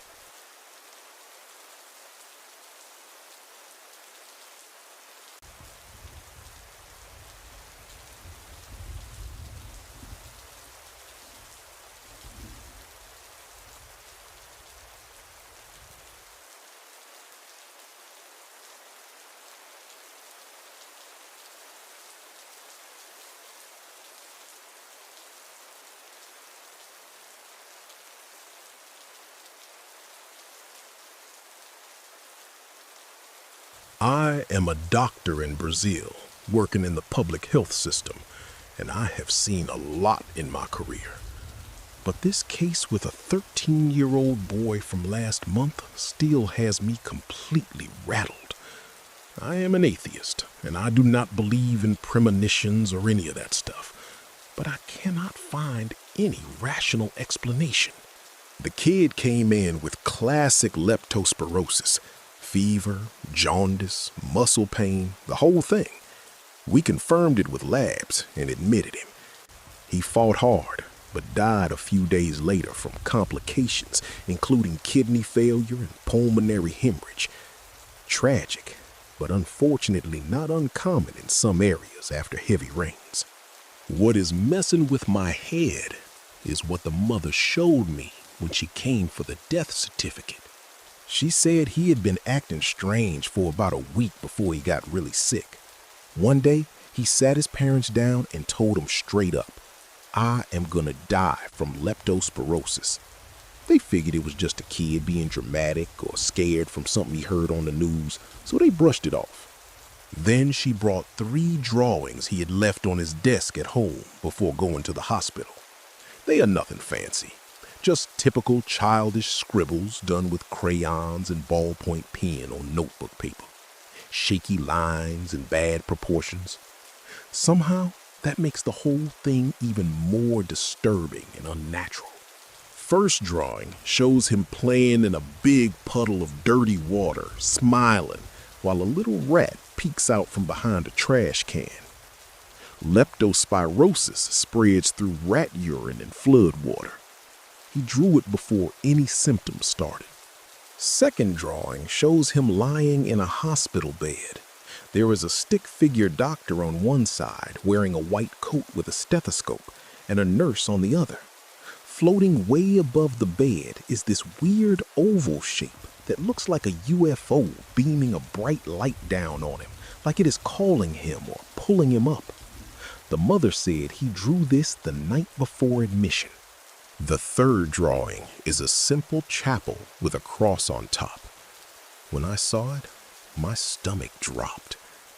It is almost identical to the hospital chapel where we keep bodies before they go to the funeral home. Same layout, same little stained glass window style, same position of the altar.